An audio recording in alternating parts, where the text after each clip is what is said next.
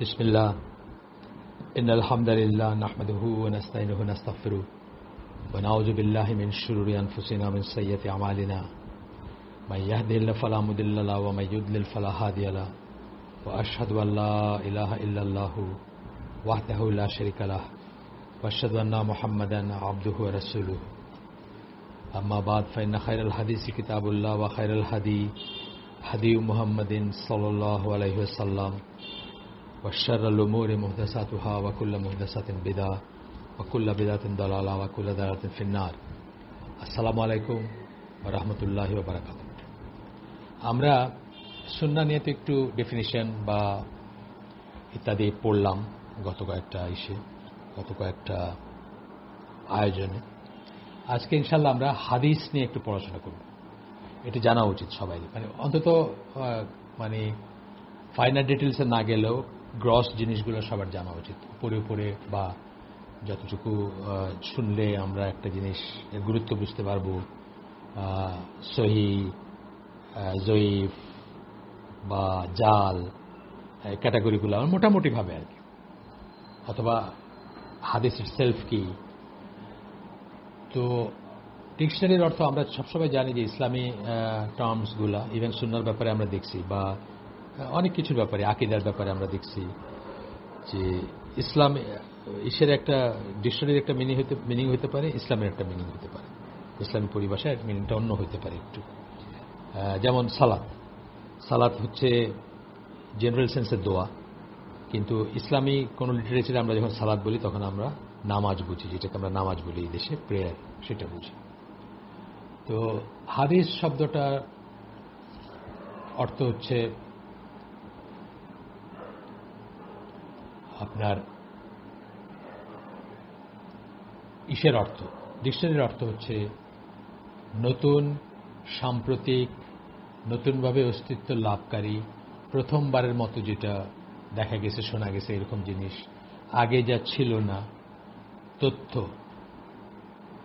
একটা তথ্য বিশেষ, মেধা বোঝাইতে হাদিস বোঝানো হয়, ঘোষণা বোঝাইতে বোঝানো হয়,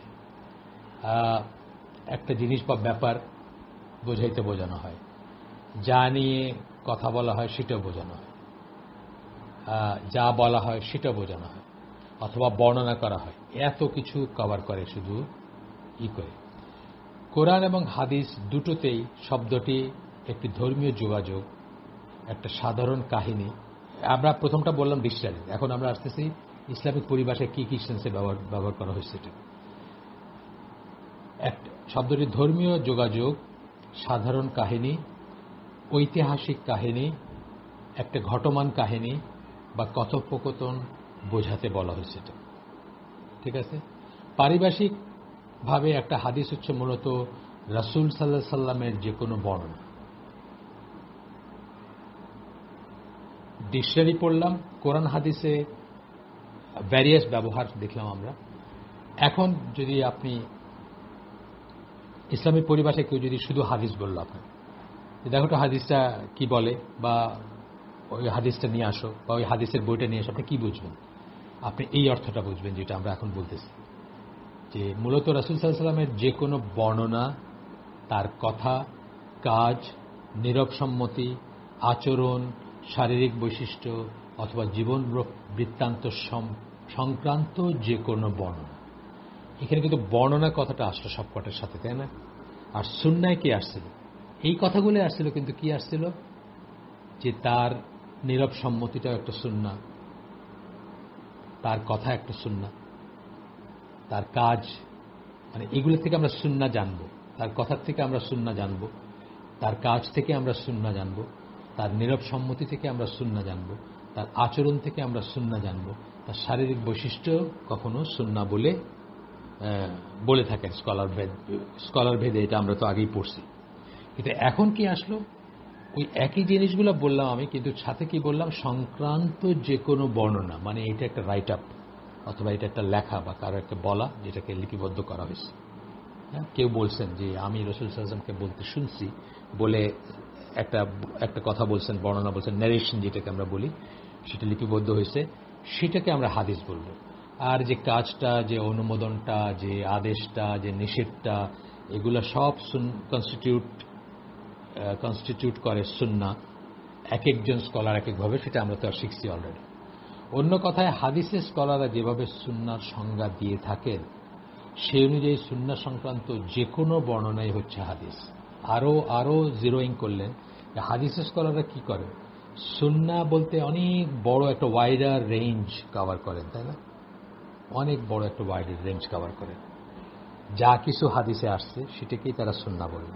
আমরা পড়ছিলাম, আপনাদের মনে আছে কিনা, যে হাদিসের স্কলাররা যখন সুন্নাহ বলেন তখন আমরা কি কি ধরবো সেটা আপনাদের মনে আছে নিশ্চয়ই। তারপরে আমি একটু পিছনে যাই, একটু পিছনে গিয়ে আপনাদেরকে জাস্ট ইটা বলি। হাদিসের এই যে এখানে আছে, রাসূল সাল্লাল্লাহু আলাইহি ওয়াসাল্লামের কাছ থেকে তার বক্তব্য, কার্যকলাপ, অনুমোদন, শারীরিক বৈশিষ্ট্য অথবা জীবন বৃত্তান্ত সংক্রান্ত যা কিছু, শারীরিক বৈশিষ্ট্য কিন্তু এটা তার ধর্মীয় কোনো ব্যাপার না, কিন্তু তারপরে যা কিছু আমাদের কাছে এসেছে তার নবুয়ত প্রাপ্তির আগের হোক বা পরের হোক, তার সবকিছুই সুন্নাহ হাদিসের স্কলাররা মনে করেন। সবচেয়ে ওয়াইডার ডেফিনিশন ছিল এটা সুন্নাহ, ঠিক আছে? সবচেয়ে ওয়াইডার ডেফিনিশন, সবচেয়ে ব্যাপক অর্থবহ। আর সেটারই বর্ণনা যেটা, সেটাকে আমরা হাদিস বলি। যা কিছুর বর্ণনা আসবে, যে যতগুলো জিনিস বললাম, ঠিক আছে? গেল। হাদিসের ভিতরে মেইনলি হচ্ছে দুইটা উপাদান। হাদিস যখন আমরা বললাম, একটা হাদিস সামনে নিলাম, ধরেন আমরা পড়ব, দুইটা উপাদান। একটা হচ্ছে ইসনাদ বা বর্ণনাকারীর ধারা, আর একটা হচ্ছে মতন বা হাদিসের টেক্সট, যেটাকে আমরা বলি। এই অংশদ্বয়, মানে এই যে দুটো অংশ আছে, তার ভিতরে এইগুলা গ্রহণযোগ্য হওয়ার জন্য, ইসনাদ গ্রহণযোগ্য হওয়ার জন্য, মতন বা টেক্সট গ্রহণযোগ্য হওয়ার জন্য কিছু শর্ত আছে। সেই শর্ত পূরণ করতে হয়, না হলে ইসনাদের জন্য একটা হাদিস বাতিল হয়ে যেতে পারে, আবার মতনের জন্য একটা হাদিস বাতিল হয়ে যেতে পারে। ইসনাদ ধরেন একটা কেউ বানায় দিল, কথার কথা, বা না বানানো হোক, মোটামুটি সহি আপনার কাছে বলল, বা সেও সেটা জানে বলে বলল, কিন্তু মতনটা দেখে আপনি বুঝলেন যে না, এরকম জিনিস আল্লাহ রাসূল সাল্লাল্লাহু আলাইহি ওয়াসাল্লামের বলার কথা না, বা এটা ওই সময়কার কথা না, বা তিনি এই ধরনের কথা বলতেন না, তার মুখ দিয়ে এই ধরনের কথা বের হইতো না। আছে না কত কিছুগুলো ব্যাপার আছে, মানে মতনটাও সাউন্ড হইতে হবে, সাউন্ড। আমরা দেখব যে কি করে মতনের জন্য একটা হাদিস গ্রহণযোগ্য নাও হইতে পারে। সাধারণভাবে 5টা শ্রেণীতে বিভক্ত করা হয় হাদিসকে, 5টা শ্রেণী। এইটুকু আপনাদের অন্তত জানতে হবে। এর পরেরগুলো না জানেন, এরপরে মুনকার, তারপরে কি বলে মওকুফ, অনেক রকমের নাম আসবে, অনেক রকমের কথা আসবে হাদিসের। সেগুলো আমরা যদি নাও জানি, যে 5টা যেটা একদম বেসিক, সেই 5টা আমরা জানি। একটা হচ্ছে সহি বা শুদ্ধ, অ্যাবসলিউটলি সহি, মানে কোনো রকম ইফ অ্যান্ড বাট নাই কোনোটা।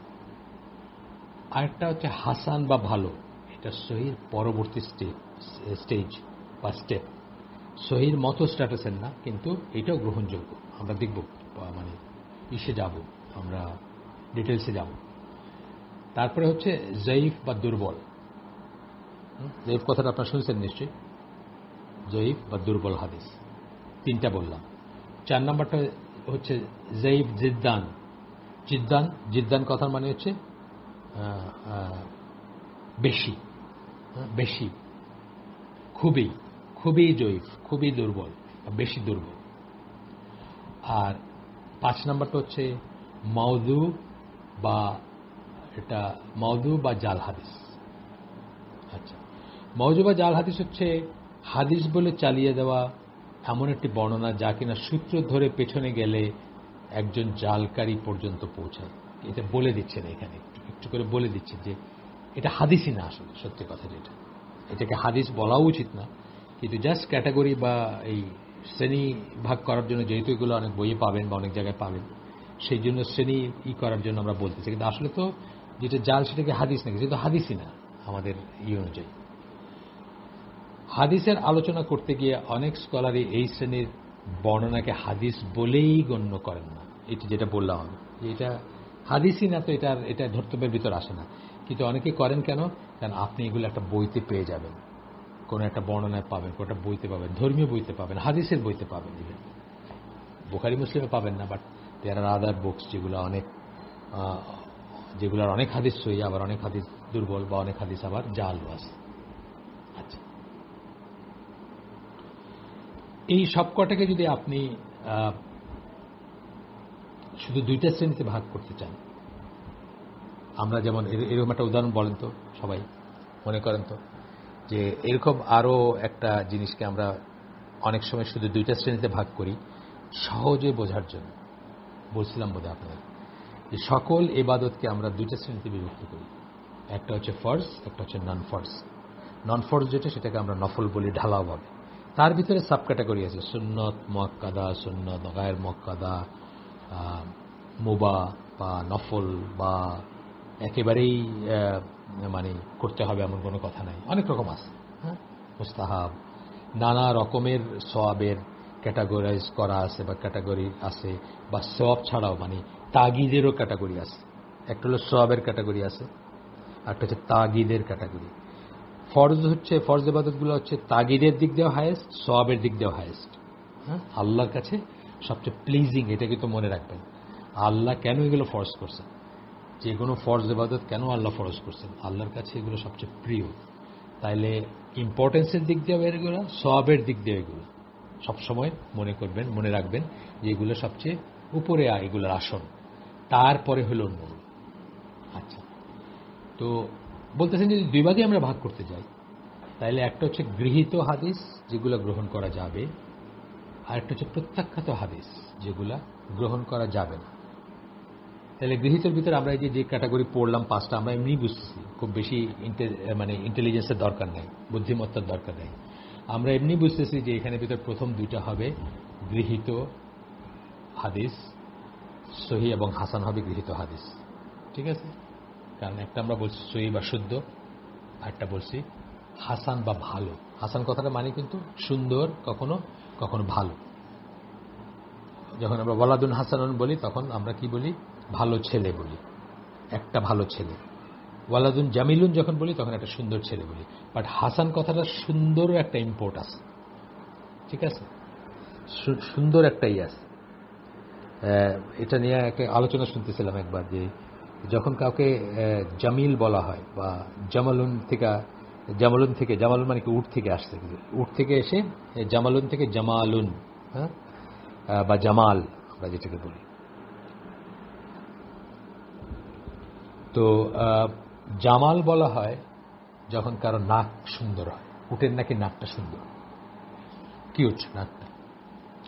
আর যখন কারো চোখ সুন্দর হয় বা অন্য অবয়ব সুন্দর হয়, সেখান থেকে যখন আসে, তখন তাকে হাসিনা বা হাসান বলা হয়। হাসিনা বলতে আমরা সুন্দরী বুঝি না, হাসিনা কথা মানে কিন্তু সুন্দরী, বা আরো এরকম আরো এরকম আছে আর কি, আরো ফর্মস আছে যেগুলো বুঝি। হুসন বলি না আমরা, হুসনুন বলি না, এই সব সুন্দর থেকে আসতেছে, মানে ভালো এবং সুন্দর থেকে আসতেছে। আচ্ছা, তো আপনার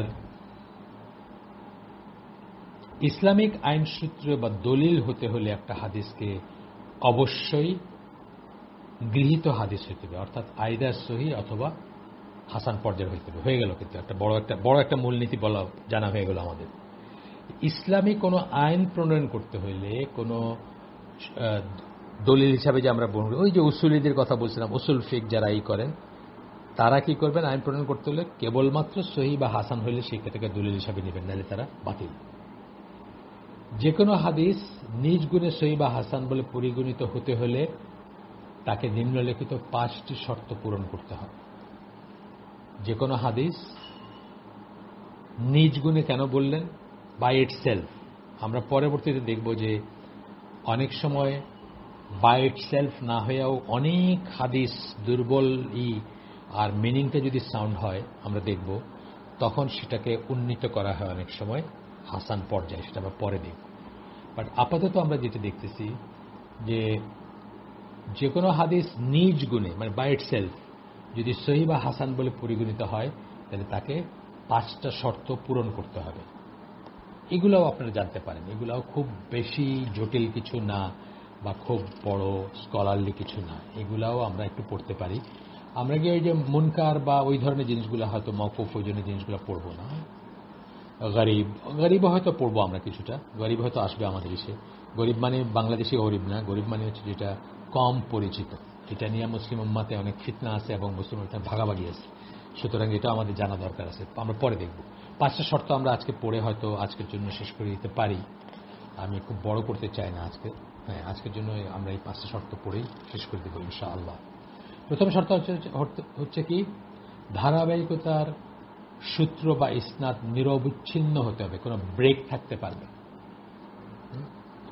আপনি 33 জন এর একটা চেইনে আপনার আমাকে একটা হাদিস বললেন, কিন্তু দেখা গেল যে 11-র পরে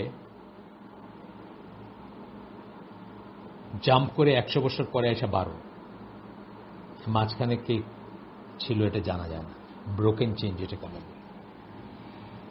তো বলতেছে নিরবচ্ছিন্ন হইতে হবে, অর্থাৎ কন্টিনিউয়াস চেইন থাকতে হবে। অন্যভাবে বলতে গেলে প্রত্যেক পর্যায়ে বর্ণনাকারীকে সরাসরি তার পূর্ববর্তী সূত্রের কাছ থেকে হাদিসটি লাভ করতে হবে।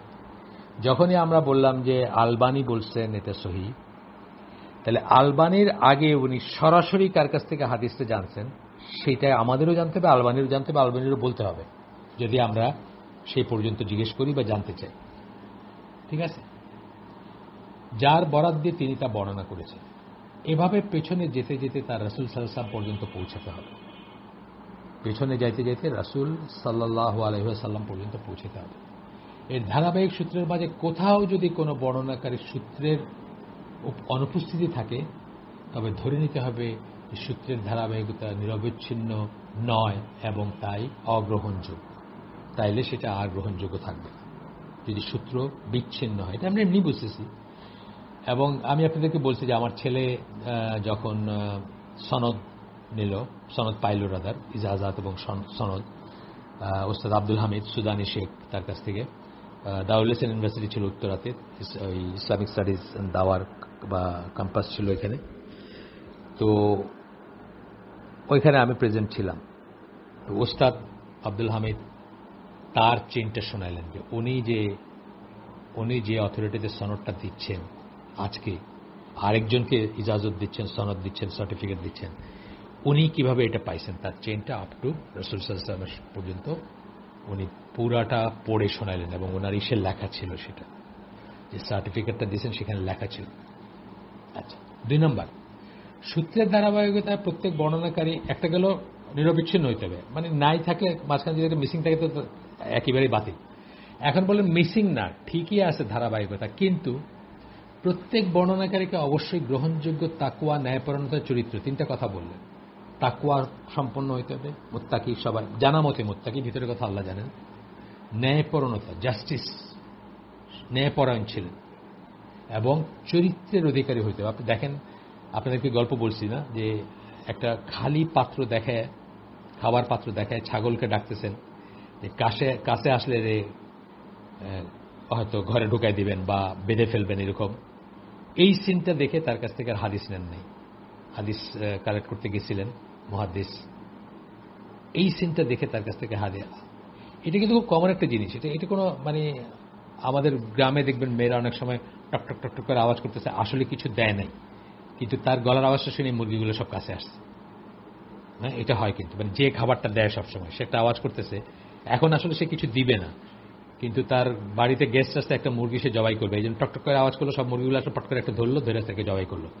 এ খুবই কমন একটা সিন এগুলো গ্রামে, কিন্তু এইটার জন্য কিন্তু হাদিস নেন নাই তার কাছ থেকে। তার কারণ তাকওয়া, ন্যায়পরায়ণতা, চরিত্রের অধিকারীর একটু ডেভিয়েশন তারা মনে করছেন এটা। অন্য কথায় প্রত্যেক বর্ণনাকারীকে নৈতিক দিক দিয়ে অবশ্যই সুস্থ হতে হবে, নৈতিক মোরাল সাইডে, মোরাল হেলথ থাকতে হবে বা মোরালি হেলদি হইতে হবে। পরেশগার নন এমন ব্যক্তিরা এই ব্যাপারে গ্রহণযোগ্য নন। পরেশগার না, একজন বাকি গুণগুলো আছে আমাদের সমাজে, দেখবেন অনেক সময় যে বাকি 2টা গুণ হয়তো আছে, ন্যায়পরায়ণ, খুব জাস্টিসের কথা, কমিউনিস্ট ধরেন, চরিত্র বলতে আচ্ছা ঠিক আছে, কখনো কাউকে ঠকার না, মিথ্যা কথা বলেন না বা এই না, কিন্তু কি দেখা গেল পরেশগার না, তাকওয়া নাই, নামাজ পড়েন না, রোজা রাখেন না, আল্লাহকে ভয় করেন না, বাকিগুলা নাই। অনেক মানুষ পাবেন কিন্তু এরকম। আমার চট করে একজনের কথা মনে আসলো, উনি জাতীয় পর্যায়ের লোক, খুবই স্ট্রিক্ট ন্যায়পরায়ণ, কিন্তু উনি অত্যন্ত সাহসী মানুষ, বয়স্ক, আমাদের চেয়ে বড়, গভর্নমেন্টকে একদম ধুয়ে ফেলেন, বা কিছু বলতে তার কিছু বাধে না। এমনকি সরাসরি বাংলাদেশে প্রাইম মিনিস্টারকে বলতে পারেন যে আপনাকে ধন্যবাদ, আপনার জন্য অমুককে নিয়ে যেতে পারেন, নাহলে ইন্ডিয়া নিয়ে চলে যেত, এই কথা পর্যন্ত উনি মিডিয়াতে বলেন সরাসরি, মানে এত নির্ভীক।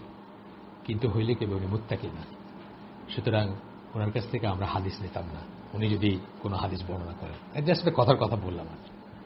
আচ্ছা, আমি জাস্ট একটা উদাহরণ দিলাম যে অন্য দুইটা হইতে পারে, তাকওয়া ছাড়াও অন্য দুইটা কখনো হইতে পারে, এক্সেপশনাল, এটা এক্সেপশনাল অবশ্যই।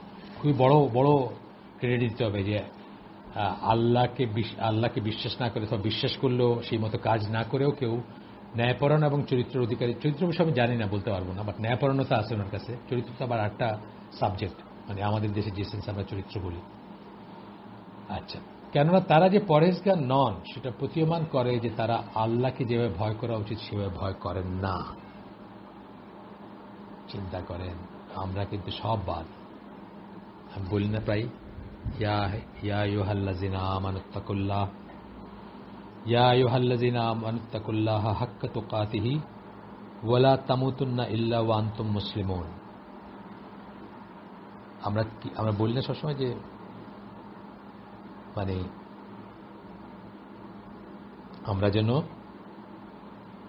আল্লাহকে এমনভাবে ভয় করি যেমন ভয় করা উচিত, এমন মুসলিম না হয়ে মৃত্যুবরণ করুন। অর্থাৎ মৃত্যুবরণ করার সময় মুসলিম থাইকো বা আসো যে এটা শিওর করবেন, অর্থাৎ সেই পর্যন্ত আপনি ইবাদত করে যাবেন এবং মুসলিম থাকবেন ইনশাআল্লাহ। আর তাই নবী সাল্লাল্লাহু আলাইহি সাল্লামের বক্তব্য বর্ণনা করার ব্যাপারে তারা যে চূড়ান্ত যত্নশীল হবেনি, এই ব্যাপারে তাদের উপর আস্থা রাখা যায় না। তাকওয়া যদি না থাকে, আল্লাহকে যদি ভয় না করে, এমনভাবে ভয় না করে যেমন ভয় করা উচিত, তাইলে নবীর একটা কথা, কারণ আমরা যে নবী সম্বন্ধে মিথ্যা কথা বলি না, বা হাদিস জাল করি না, বা হাদিস বলে কিছু একটা চালাই দেয় না, তার কারণটা আসলে কি? রুট কারণটা কি? রুট কারণটা আল্লাহকে ভয় করা। কারণ নবী সাল্লাল্লাহু আলাইহি ওয়াসাল্লাম বলছেন যে আমার নামে যে মিথ্যা বলবে সে জাহান্নামে তার আসন বানায় নিল। হাদিস কথা বলতে গিয়ে বলছেন, বর্ণনার কথা বলতে গিয়ে। এই ভয়টা আসলে কিসের ভয়? তাই জাহান্নামের ভয়। জাহান্নামের মালিক কে? আল্লাহ। জাহান্নাম কে নির্ধারণ করবেন আমাদের জন্য? আল্লাহ। আচ্ছা, সেই জন্য তাদের উপর আস্থা রাখা যায় না।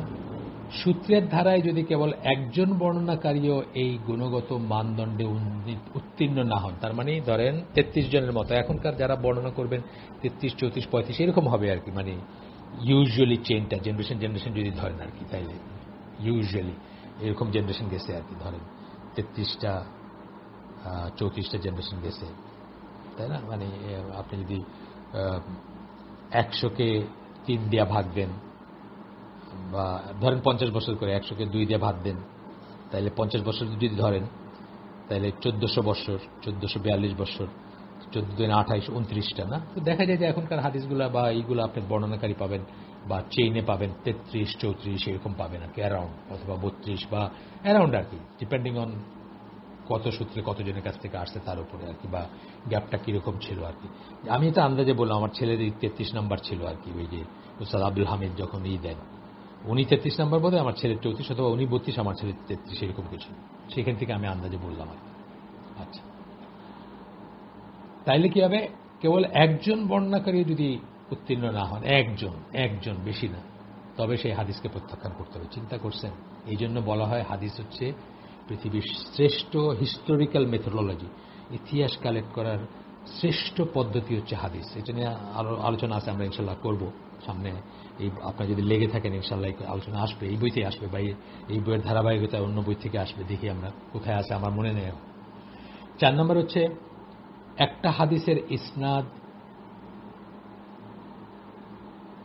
৩ নাম্বার, দুটা পড়ছি আমরা না, ৩ নাম্বার, শুধু নৈতিক বৈশিষ্ট্যই এখানে যথেষ্ট নয়। নৈতিক বৈশিষ্ট্য হইতে পারে কোনো মানুষের একেবারে মানে ফুলের মতো পবিত্র, হাদিস বর্ণনা করে অবশ্যই দক্ষ হতে হবে এবং হুবহু বর্ণনায় সমর্থ হতে হবে। এইটাও খুব ইম্পর্টেন্ট একটা জিনিস, হুবহু বর্ণনা করতে। আপনি দেখবেন যে একটা মানুষকে আপনি একটা প্যারাগ্রাফ বললেন, অত্যন্ত ভালো মানুষ, অত্যন্ত মানে সত্যবাদী, সৎকর্মশীল, অন্যান্য সব গুণ আছে, কিন্তু ওনাকে যখন ১ সপ্তাহ পরে জিজ্ঞেস করলেন, তখন দেখলেন যে এই এক প্যারাগ্রাফের ভিতরে একটা সেন্টেন্সের কিছু অংশ চেঞ্জ হয়ে গেছে। এই কথাটা বলতেছেন এখানে, হুবহু বর্ণনা করতেন। আরবদের সম্বন্ধে আমি শুনছিলাম যে হামজা ইউসুফের বিষয়, হামজা ইউসুফের কথা বলতেছি, হামজা ইউসুফকে আবার আপনারা মনে করেন না যে আমাদের অনুসরণীয় বা কিছু তা না। তার কাছে একটা গল্প শুনছিলাম আর কি, যে আরবদের মেমোরি নিয়ে সে বলতেছিল যে কোন একজন আরব দুই নন আরবের ভিতরে একটা ঝগড়া দেখছে, প্রচন্ড ঝগড়া মারামারি হয়েছে বা কিছু হয়েছে, দেখছে সেটা সাক্ষী, সে তো ল্যাঙ্গুয়েজ বুঝে না, কিন্তু জাজ তখন তাকে জিজ্ঞেস করছেন, সে হুবহু দুইজনের এই শব্দগুলা বলছে, এক অক্ষর না বুঝে আর কি। এরকম মেমোরি ছিল তাদের, আসলেও তাদের এরকম মেমোরি ছিল। তারা তো 14 জেনারেশন মনে রাখতো শুধু মুখে মুখে, মানুষের মুখে। আপনি এই যে পান, আপনার যে রাসূল সাল্লাল্লাহু আলাইহি ওয়াসাল্লামের আগে যে কোথা থেকে আসছে কুরাইশরা বা মানে ইসমাইল আলাইহিস সালাম, তার কাছ থেকে যে ইসলাম আলাইহিস সালাম থেকে শুরু করে যে পরবর্তী যেভাবে তারা এটা বর্ণনা করে, চেইনটা বর্ণনা করে রাসূল পর্যন্ত, আপনাদের মুখে মুখে তারা মনে রাখছে। এবং তারা তাদের লিনিয়েজটাকে খুব দাম দিত এবং সবসময় তারা এটাকে করতো, মানে এটাকে নার্চার করতো, এই মেমোরি বাই। আপনি ইমাম শাফির কথা শুনছেন না, যে ইমাম শাফি যখন কোনো বই পড়তেন, আমি যেমন একটা বই সামনে আছে আমার, যে পেজটা পড়তেন ওইটা ছাড়া একটা বই খুললে কি 2টা পেজ থাকে না, অন্য পেজটা হাত দিয়ে ঢেকে রাখতেন যেন ওইখানে চোখ না পড়ে, চোখ পড়লেও না এটা মুখস্থ হয়ে যাবে, এবং উনি চাইতেন না যে অহেতুক জিনিস মুখস্থ হোক। মানে এরকম মেমোরি ছিল আরবদের। এবং এইরকম মেমোরি চাওয়া হয় হাদিসের বেলায়, যখন হাদিসের কথা আসে হুবহু বর্ণনায় সমর্থ হতে হবে। যদি এমন জানা যায় যে কেউ হাদিস বর্ণনা করতে গিয়ে অনেক ভুল করেন, এই যে বললাম যে 1 সপ্তাহ পরে চেঞ্জ হয়ে যায়, তার স্মৃতি থেকেই হোক আর লেখা থেকেই হোক, তবে তার হাদিস গ্রহণ করা হবে। চিন্তা করেন কিরকম স্ট্রিক্ট ছিলেন তারা। 4 নাম্বার, একটা হাদিসের ইসনাদ ও মতন দুটোই এমন হতে হবে যে অপেক্ষাকৃত শক্তিশালী সূত্র থেকে যা বর্ণনা করা হয়েছে তার সাথে যেন বিরোধপূর্ণ না হয়। এটাও একটা ইম্পর্টেন্ট প্রিন্সিপাল, খেয়াল করছেন কি বলতেছেন। ইসনাদের দিক থেকেও মতনের দিক থেকেও হাদিসটা এমন হবে, মতন মানে টেক্সট, যে এর চেয়ে শক্তিশালী একটা হাদিস যেটা, তার সাথে যেন বিরোধপূর্ণ না হয়। একটা উদাহরণ আমি এই গতকালকে কাউকে বলতেছিলাম, ইবনে আব্বাস বলছেন যে রাসূল সাল্লাল্লাহু আলাইহি ওয়াসাল্লাম মেরাজে গেছিলেন যখন, তখন আল্লাহকে দেখছিলেন। এটা কিন্তু বুখারীর হাদিস, হাদিস মানে আসার হিসেবে ইবনে আব্বাসের কথা অনুযায়ী, এটা ইবনে আব্বাসের কথা। ইবনে আব্বাস বলছেন যে রাসূল সাল্লাল্লাহু আলাইহি ওয়াসাল্লাম আল্লাহকে দেখছিলেন। কিন্তু এটা কি সহিহ হাদিস? এটা কি শুদ্ধ? এটা কি গ্রহণযোগ্য? না, গ্রহণযোগ্য না। কেন? হিসাবে শুদ্ধ। ইবনে আব্বাস বলছেন সেটা ঠিক আছে, হ্যাঁ, ইবনে আব্বাসের কথা সেটা ঠিক আছে, তার স্টেটমেন্ট সেটা ঠিক আছে, কিন্তু কনক্লুশনটা দিতে আসলে গ্রহণযোগ্য না। কেন? এর চেয়ে স্ট্রঙ্গারই হচ্ছে আয়েশা রাদিয়াল্লাহু আনহা বলছেন যে এই উম্মাতে আমার চেয়ে আগে কেউ রাসূলকে এই কথা জিজ্ঞেস করে নাই, বা আমার চেয়ে বেশি গুরুত্ব দিয়ে জিজ্ঞেস করে নাই, এরকম এটা আমি এক্সাক্ট ওয়ার্ডটা মনে নেই, বের করতে পারবো আমি, যে তিনি আল্লাহকে দেখছিলেন কিনা। আর রাসূল আমাকে বলছেন, how can I see, because Allah is light, মানে আমি কিভাবে দেখবো আল্লাহকে, আল্লাহ তো আলো। তাইলে কি অপেক্ষাকৃত শক্তিশালী, যেভাবে আয়েশা বলছেন, আয়েশার নৈকট্য রাসূলের সাথে সাল্লাল্লাহু আলাইহি ওয়াসাল্লামের সাথে, এবং অন্যান্য সবকিছু তাকিদ করার পরে এইটা বর্ণনাটা আপনি পাবেন, কিন্তু এই কথাটা কেউ গ্রহণ করেন নাই, সবাই আয়েশার কথাটাই গ্রহণ করছে। ঠিক আছে, মানে একটা উদাহরণ দিলাম, হঠাৎ আমার মনে হইল এটা, যে বিরোধপূর্ণ যেন না হয়। এই যে বিরোধপূর্ণ হওয়াতেই এইটাকে কেউ গ্রহণ করেন না। কি সেন্সে গ্রহণ করেন না? এইটাকে ফ্যাক্ট হিসাবে গ্রহণ করেন না, এটাকে ইবনে আব্বাসের মতামত হিসাবে গ্রহণ করছে। আচ্ছা, 4 নাম্বারটা শেষ। 5 নাম্বারটা হচ্ছে, যখন নানাভাবে পর্যবেক্ষণ করা হয় বা করার পরে একটা হাদিস বর্ণনা করা হয়, তখন ব্যাপারটা যেন এমন না হয় যে ওই হাদিসের ইসনাদ বা মতন কোথাও ভুলভ্রান্তি বা খুঁত এমন যেন হয় আর কি, যে কোথাও ভুলভ্রান্তি বা খুঁত থাকবে না। অর্থাৎ এখন পর্যবেক্ষণ করতেছি, আমরা পরীক্ষা করতেছি, পরীক্ষা নিরীক্ষা করতেছি, শেষ, হ্যাঁ, এই পরীক্ষা নিরীক্ষা শেষ করার পরে এখন আমরা এটা নিব কি নিব না এই পর্যায়ে আসছি, তখন যেন কোথাও খুঁত না থাকে, মতনেও খুঁত না, ইসনাদেও খুঁত না। মতনে খুঁতে বললাম যে মতনে এমন একটা কথা যেটা রাসূল সাল্লাল্লাহু আলাইহি ওয়াসাল্লাম কখনো বলেন না। ধরেন কথার কথা, আল্লাহ মাফ করুন, একটা অশ্লীল কথা আছে, আল্লাহ রাসূল সাল্লাল্লাহু আলাইহি ওয়াসাল্লাম কখনোই কোনো অশ্লীল কথা বলতেন না, কিন্তু দেখলেন যে একটা অশ্লীল কথা আছে, হ্যাঁ, কোনো একটা কিছু একটা আছে পাবেন, এগুলো পাবেন, আছে নাই যে তা না, আপনি পেয়ে যাবেন। যদি হাদিসের পড়াশোনা করেন পেয়ে যাবেন, জাল হাদিস, জয়ীফ হাদিস সবই পাবেন। যারা ওই আমি বলতেছি যে পিকাসোর ছবি যারা স্পেশালিস্ট, তারা আপনার কাছে মনে হচ্ছে এটা বেস্ট ছবি পৃথিবীর, হ্যাঁ, এবং এটা পিকাসো হইতেই হবে, কারণ আপনাকে একজন বলছে যে এটা পিকাসো এবং এটার দাম $13 মিলিয়ন। একজন যে পিকাসোর ছবিতে এক্সপার্ট, সে এটা জাস্ট চোখ বলে বলবে যে এটা তো $1.3 বা $13 দিয়ে কেনার যোগ্য না, বিকজ এটা পিকাসোর ছবি না। কেন? কারণ সে পিকাসোর এক্সপার্ট। একইভাবে হাদিস এবং সুন্নাহর যারা এক্সপার্ট, হাদিসের স্কলার যারা, তারা একটা শব্দ চয়ন থেকে বুঝবেন যে এটা আল্লাহ রাসূল সাল্লাল্লাহু আলাইহি ওয়াসাল্লামের না। হ্যাঁ, অন্য কিছু তো আসেই, রইলই, বুঝবেন। আচ্ছা, গেল। এখন 5টা শর্ত আমরা পড়লাম। উপরোক্ত শর্তগুলির একটিও যদি পূরণ না হয় তবে হাদিসটিকে দুর্বল বা জয়ীফ অথবা অত্যন্ত দুর্বল বা জয়ীফ জিদ্দান বলা হয়। 5টা বললেন, একটা জাস্ট পূরণ হয়নি, তাহলে সেটা আর সহিহ বা হাসান পর্যায়ে থাকলো না, আইদার জয়ীফ বা জয়ীফ জিদ্দান, হয় শুধু দুর্বল অথবা অত্যন্ত দুর্বল বলে প্রত্যাখ্যান করা হবে। দুর্বলতার মাত্রার উপর নির্ভর করে যেসব হাদিসকে জয়ীফ বা দুর্বল চিহ্নিত করা হয় সেগুলোর পক্ষে পর্যাপ্ত সমর্থনকারী সাক্ষ্য প্রমাণ পাওয়া গেলে সেগুলোকে হাসানের পর্যায়ে উন্নীত করা যেতে পারে, যাবেই তা না, যেতে পারে, কখনো যাওয়ার। যেমন ধরেন বললাম যে এমনিতে দুর্বলতা আছে, দুর্বল, কিন্তু অনেক সূত্রে আসছে এবং কথাটা ঠিক আছে, কথাটা বলতে কথাটা গ্রহণযোগ্য, বা যে কাজটা কথা আসছে সেটা একটা ইবাদতই, আদারওয়াইজ সবাই জানেন যে এটা একটা ইবাদত, এই ধরনের ব্যাপারগুলো। যেসব হাদিসকে জয়ীফ জিদ্দান মানে বেশি দুর্বল বলে চিহ্নিত করা হয় সেগুলোর দুর্বলতার মাত্রা বা প্রকৃতি সেগুলোকে কোনো কিছু সমর্থনকারী প্রমাণ হিসেবে ব্যবহার হওয়া অথবা অন্য কিছুর দ্বারা সমর্থিত হওয়া থেকে বারণ করে। কিন্তু জয়ীফ জিদ্দান যদি হয়ে যায়, ডিপেন্ডিং অন ওই যে 5টা ক্রাইটেরিয়ার ভিতরে কতটুকু ত্রুটি আছে বা কিছুর উপর, যদি অত্যন্ত দুর্বল হয়, সেটা অবশ্যই আরেকটা রয়ে গেল যে অত্যন্ত দুর্বল আমরা কোনটাকে বলবো আর দুর্বল কোনটাকে বলবো, সেটাও আসবে পরে। তো তখন যেটা হবে যে তখন আর এটাকে আর ওই ক্যাটাগরিতে নেওয়া যাবে না। এগুলোকে কখনোই হাসান পর্যায়ে উন্নীত করা উচিত না, আমরা করি না, আলোচনা জামা করে না। তবে শিয়াদের কাছে যদি যান বা আমাদের দেশের হাদিস যদি যান, তাহলে আপনি দেখবেন এগুলোর কোনো আমি আর বললাম না আর কি, কতগুলো বাহাস দেখছি আমি, চিন্তা করা যায় না কোথা থেকে তারা কোট করতেছে জিনিস, কি বই থেকে কোট করতেছে, একটা গল্পের বই থেকে কোট করতেছে, অমুকের লেখা অমুকের এই কাহিনীতে ওই জায়গায় বলছেন এটা, এটাও কোট করতেছে। অবশ্য জাল হাদিস একদমই ভিন্ন একটা শ্রেণী বলে বিবেচিত হয়। কেন? জাল হাদিসটা হাদিস না, যেটা বললাম আমরা, সেগুলো কখনোই কোনো ইসলামী আইনের কোনো সূত্র বলে বা ইসলামী আইনে গ্রহণযোগ্য বলে বিবেচিত হবে না, ওগুলোকে কনসিডারও করবেন না। যেমন এই সহিহ হাদিসের ভিতরে বা হাসান হাদিসের ভিতরে অনেক সময় দেখবেন যে অনেক সময় একটা কন্ট্রাডিকশন থাকতে পারে। এক শ্রেণীর স্কলার বা একজন স্কলার বলছেন যে এটা ঠিক আছে বা এটা গ্রহণযোগ্য, আরেক শ্রেণীর স্কলার বলছেন যে না, বা আরেকজন স্কলার বলছেন না। এরকম আছে উদাহরণ। যেমন কালকে না পরশু আমি একটা বলতেছিলাম, সুদ নিয়ে একটাই ছিল, একটা হাদিস আছে যেখানে এই বর্ণনাটা এরকম যে সুদের 70টা স্তর আছে, সবচেয়ে নিচের যে গুনাহটা সেটা হচ্ছে নিজের মায়ের সাথে জিনা করার সমান,